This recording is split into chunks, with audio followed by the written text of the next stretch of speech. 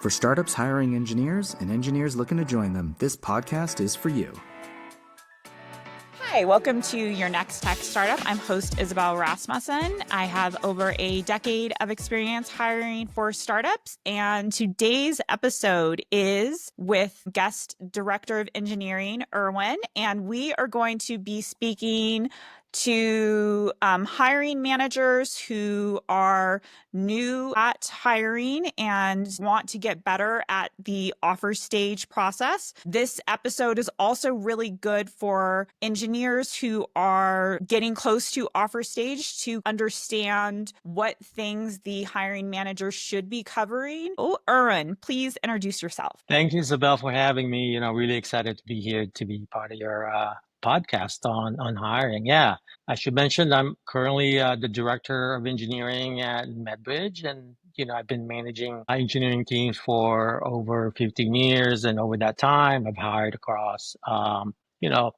startups and growth stage companies, everything from like individual contributors to engineering leaders, and I'm really excited to talk to you about like hiring specifically around closing a candidate. I've actually written an article about this also in my medium.com about the real work that happens after you've hired an engineer. Is typically talked about onboarding there. So yeah, happy to talk to you more about hiring. Awesome. We'll include the article in the show notes.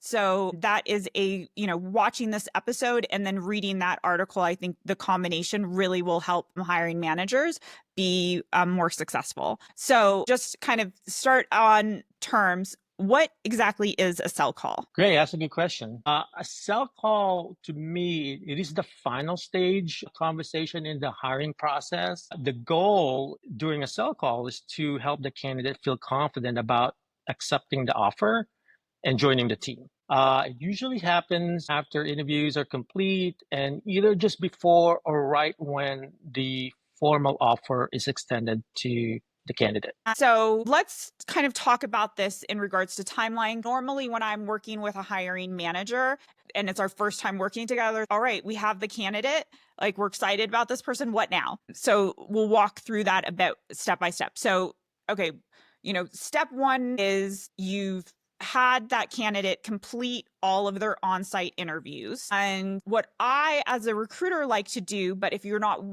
have a recruiting partner, I think a hiring manager could be doing this as well, is you are, when you're seeing that feedback come through, typically feedback works in, 1 and 2 are bad, no hires, 3 is good hire, 4 is as a Californian, I'll say hell yes, or and so that's kind of the hiring process. So as a candidate, if I start seeing 3s and 4s, and 4s are rare because software engineers don't like to give out 4s, I'll reach out to the candidate, say, hey, how are you feeling about things? I'm seeing some of the feedback come through and it's looking really good, but I'm still waiting to get some of the feedback back. It's a fine line because until the, on the debrief meeting has happened, you don't know for sure, regardless of what the feedback looks like, if you're going to make a hire. So anything that you before debrief, but you're seeing good things, anything else on the hiring manager side that you like to do? Yeah, I mean, obviously, I think love to,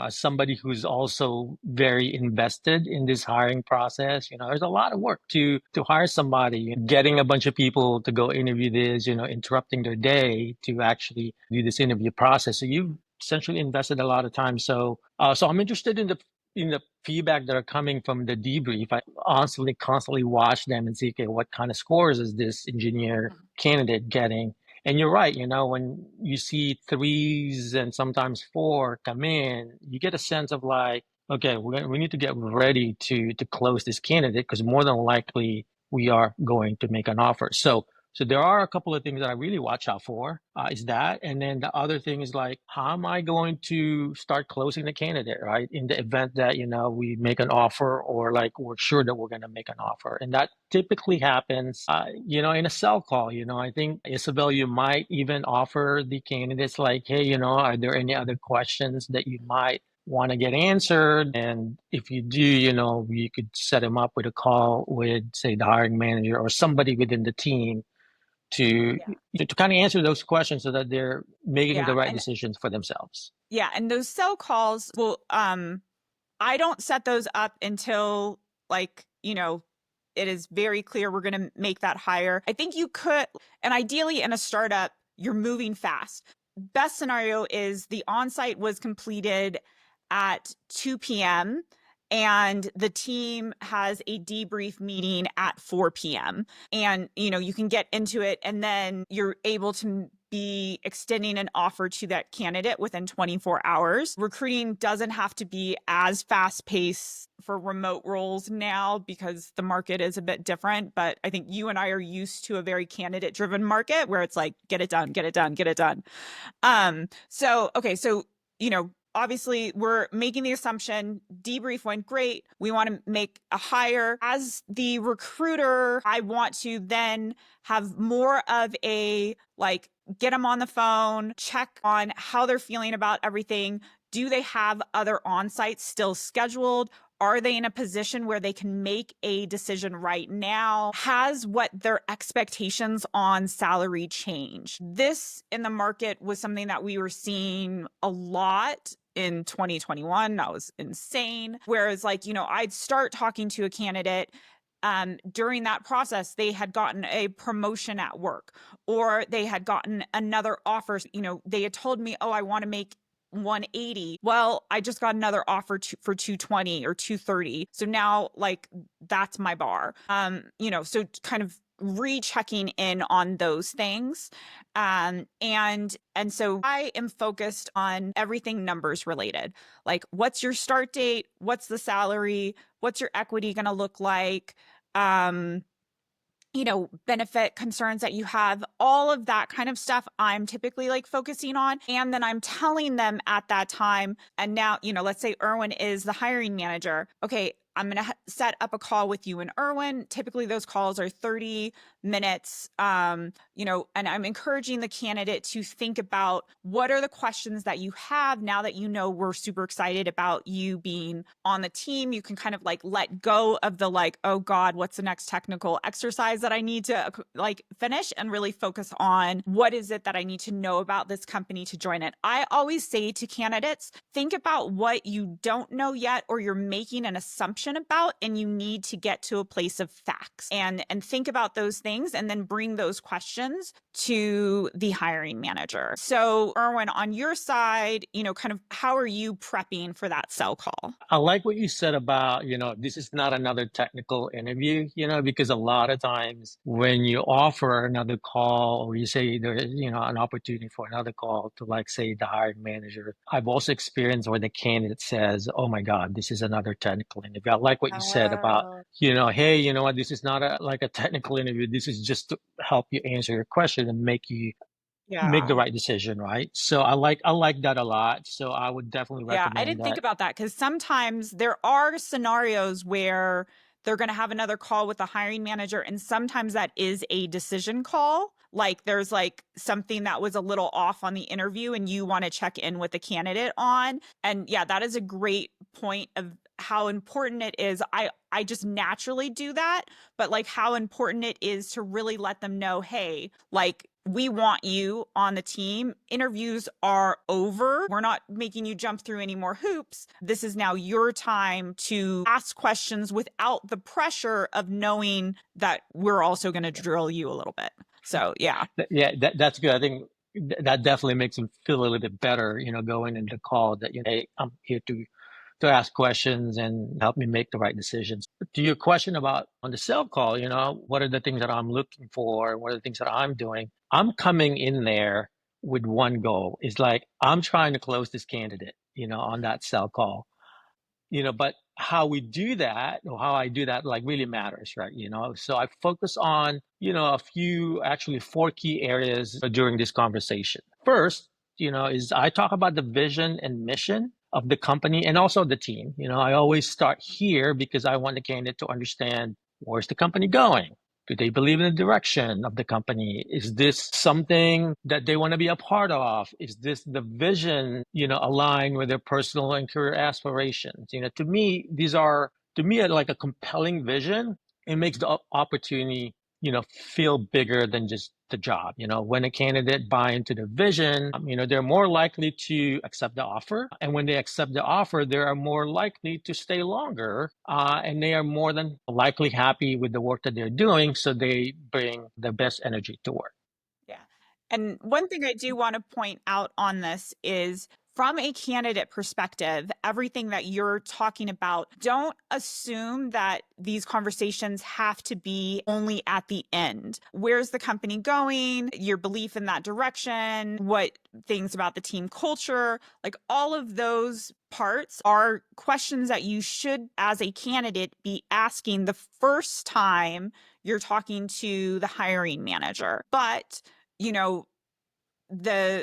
you might only have 5 or 10 minutes to like dig into those things. And also as a candidate, you're, where you were at when you first talked to the hiring manager, and now like you're excited about them and this one other startup. You need to understand what are those key differentiators between those two startups or that startup and big company or whatever to make sure that you are making the right decision. But the conversation should always be happening, but I think there's a depth that happens at the end because it's decision time. So vision and mission is the first thing that you focus on. And then team and culture is the second thing that you like to dive into. Yeah. I think the team and culture, this part is really huge, right? So, if you think about it, they'll be spending a lot of time with the people they work with. So it's important for them to know the team and the culture of that team, and also definitely the culture of the company. Like I'd love for the candidate to get a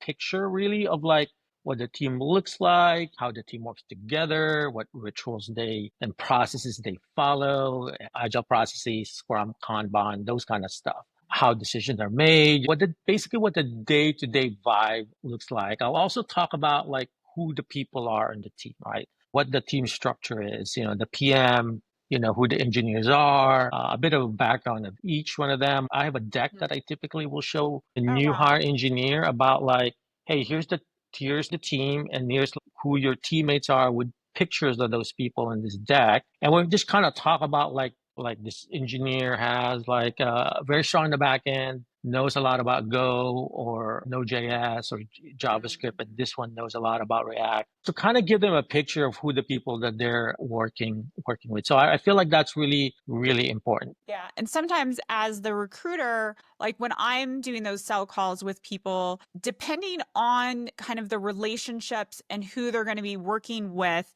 like I'll offer that they can talk to more than just the hiring manager. So it might be, especially for example, let's say, you have 2 to 3 PMs that are rotating the interviews, but the reality is there's this one PM that they're going to be working with a lot and they didn't get to interview with that PM. So I might say, hey, you'd be working with this person a lot. Do you want to have just like a 15-minute chat with them since you didn't get to meet them in the interview process? Things like that, like just helping them feel like they are going to be the right fit on the team. And these are the people that they're going to want to work with. Because I will say one of the things that I hear time and time again from candidates, I'm sure you do too, is when they're wanting to join, it's really because of the great experience that they had with meeting the team.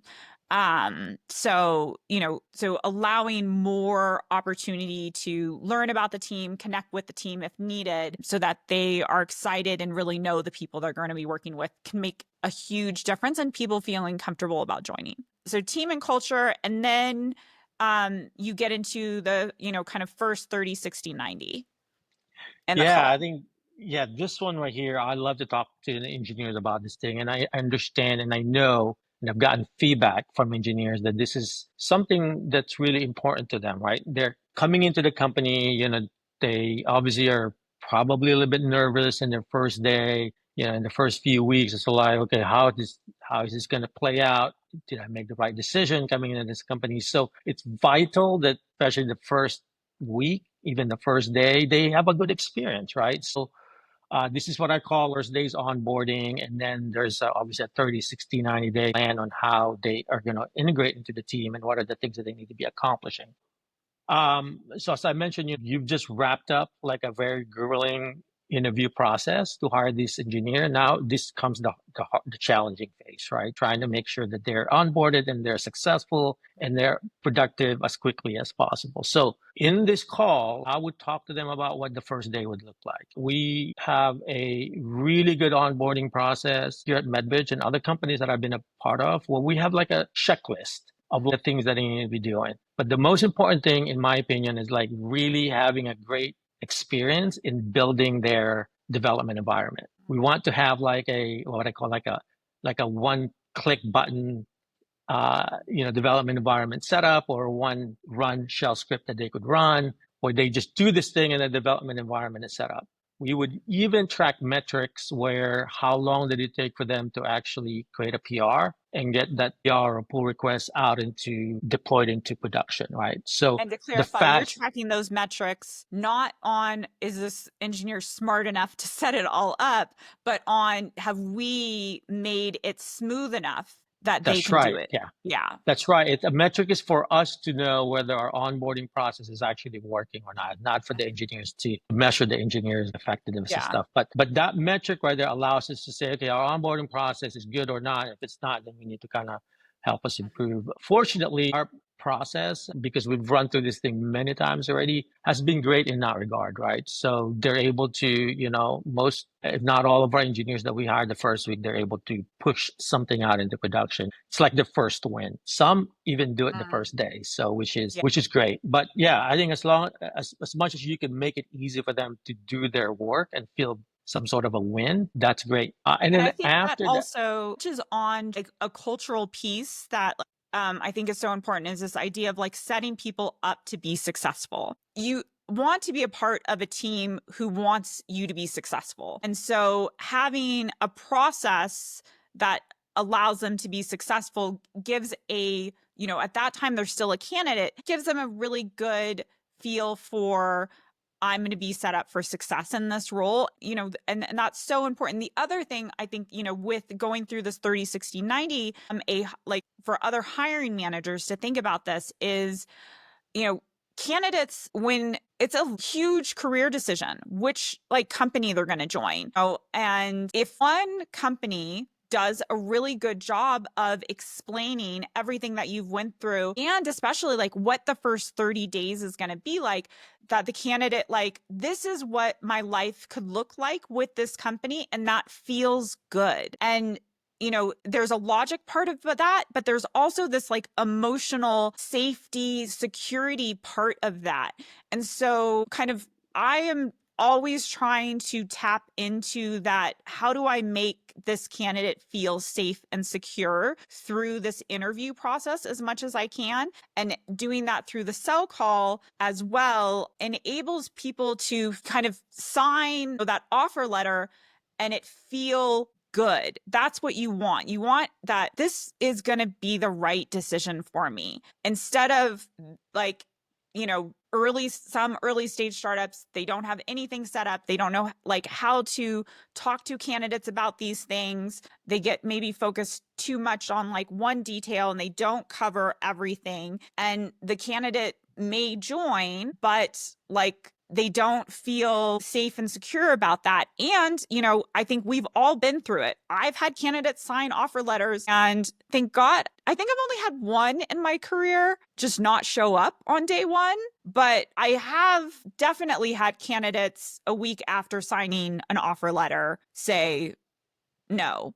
You want them to feel safe and secure. Yeah, exactly. I think I just want them to know, and then the reason I talk about it, I want them to realize that we've got a process that will allow them to thrive, because we're investing in them as well to thrive within our system. It's not that we get hired and we're just going to let you fend for yourself, right? There is a support system that happens in this onboarding. We partner them with somebody, we call them a buddy, to work with while they're getting onboarded here. These are just a lot of the tactics. And I talked about this in my article. And there's a lot of tactics that we could do and strategy that we could do to help them be successful as early as you're investing in them and they're investing in you. So you want everybody to be successful.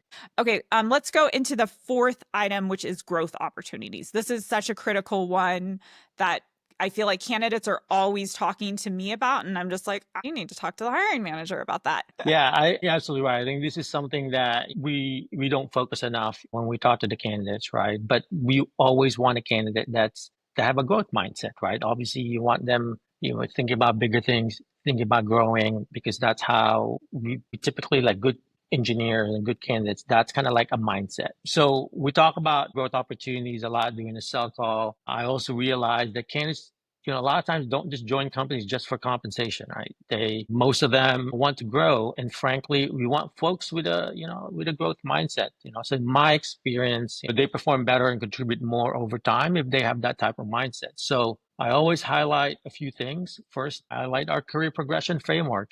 We have a robust career progression framework here at MedBridge and other companies that I've been a part of.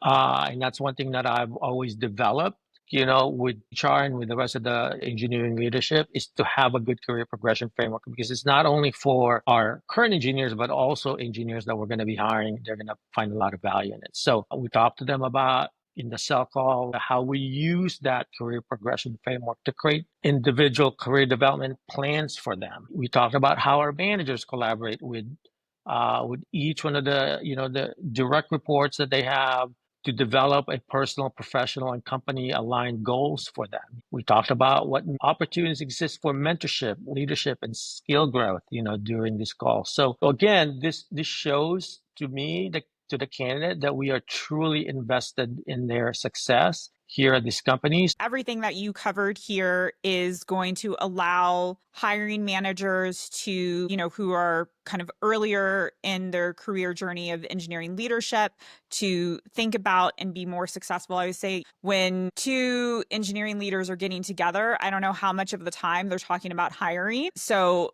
part of the reason for me creating the podcast is I think conversations about hiring are incredibly important. And, I don't think we're having them nearly enough. There's not the trainings happening. So, the podcast is an opportunity to, listen in, and, you can always, of course, like and subscribe. I hate that, but whatever. But comment, and, and Erwin and I can reply to those comments, and and keep this conversation going. I think, for people who are candidates, what Erwin has walked through in the cell call helps you understand what those calls should look like so that you're better prepared. And it also, can help you determine if, if a hiring manager is bombing these calls, is that the right person for you to work for? So really thinking through that on both sides, I hope will help people in, in finding the right role and finding the right people on their team. So Erwin, thank you so much for coming on and sharing all of this knowledge. And I know people should definitely check out your Medium articles. Any last bit that you would give advice to software engineers or hiring managers in regards to cell calls? Yeah, I think for software engineers, I think come in the cell call, trying to get as much information as you can from the hiring manager, because I think it's your opportunity to really get a good picture, a good feel for what the company is, and it'll help you decide. Hopefully help you decide if you want to join the company or not. For the hiring manager, the hiring team, I mean, cell call is just a tool belt, one of the tools that we put in our tool belt to go close a candidate. But hiring is a team sport, right? From the recruiter to the interview panel, to the hiring manager, to the folks running onboarding, even to the CEO, right? So I think approaching it from a team perspective, where everybody is selling the company to the candidate, and everybody's doing their part to close the candidate. Like for engineers or even PMs that are on the call or on the interview panel, we ask them to say a congrats email to the candidate that we just offered, and offer kind of an opportunity to answer any question that they might still have. So yeah, I mean, I think looking at it from that perspective, hiring is a team sport, and also for software engineers who are looking to go get more information from the company, I think leverage the cell call as one of those things that you do. Thank you so much for coming on the podcast. And I really hope that, the amount of knowledge that you've shared today really benefits a lot of engineers and hiring managers. Thanks. And it was a pleasure to speak with you.